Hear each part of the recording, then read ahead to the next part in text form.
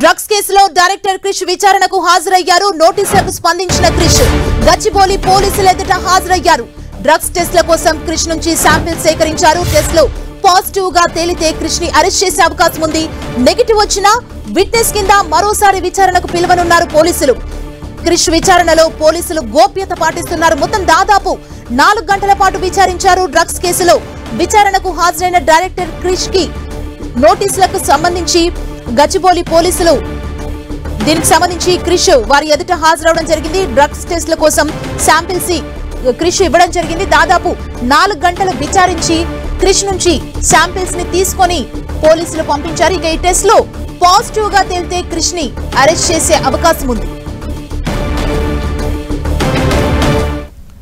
ఇక డ్రగ్స్ కేసులో డైరెక్టర్ క్రిష్ విచారణకు హాజరయ్యారు. నోటీసులకు స్పందించిన క్రిష్ గచ్చిబౌలి పోలీసుల ఎదుట హాజరయ్యారు.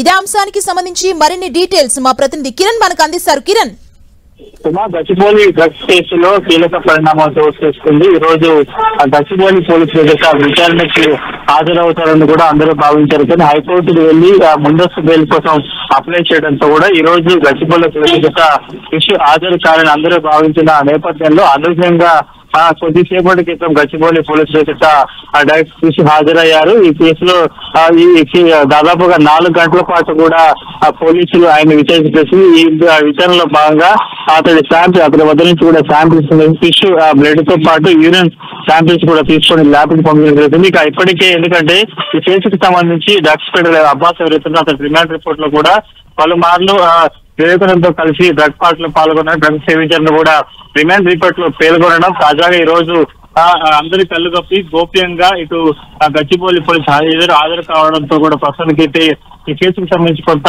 అనూహ్య పరిణామాలు చూడాలని చెప్పుకోవచ్చు. ఇక టెస్ట్ లో పాజిటివ్ అయినా నెగిటివ్ వచ్చినా కానీ మరొకసారి ఇతన్ని పిలిచి అవకాశం ఉంటుంది కాబట్టి ఒకవేళ పాజిటివ్ వచ్చిన తేలిస్తే అరెస్ట్ చేసే అవకాశం ఉంటుంది కాబట్టి అందులో భాగంగానే న్యాయ సలహాలు తీసుకొని ముందస్తుగానే హైకోర్టులో ఇటు ముందస్తు బెయిల్ కోసం కూడా క్రిష్ అప్లై చేసినట్టుగా మనం చెప్పాల్సి ఉంటుంది. ప్రస్తుతానికైతే క్రిష్ క్రిష్ విచారణకు వచ్చిన అంశానికి సంబంధించి కూడా ప్రస్తుతానికైతే గచ్చిబౌలి పోలీసులు గోప్యత పాటించడం కూడా అనేక అనుమానాలు తీసింది. కావాలనే అటెన్షన్ డైవర్షన్ చేసి ఈ రోజు గచ్చిబౌలి పోలీసు ఎదుట కూడా క్రిష్ హాజరవడం కూడా మనం చెప్పాల్సి ఉంటుంది, చూడాల్సి ఉంటుంది. ఎందుకంటే ఈ కేసుకు సంబంధించి 24 గంటల లోపు మాత్రమే ఇటు యూరిన్ సంబంధించిన టెస్ట్ తీసుకున్నా కానీ అందులో పాజిటివ్ వచ్చే అవకాశం కనిపిస్తుంది. ఇప్పటికే 4 రోజులు కావడం, దీంతో కూడా కొంత శాంపిల్స్ అంటే డ్రగ్స్ టెస్ట్ లో కూడా కొంత పరిణామాలు అంటే చేర్పుల మార్పులు చోటు చేసే అవకాశం కనిపిస్తుంది. ఎందుకంటే డ్రగ్స్ టెస్ట్ సంబంధించి కూడా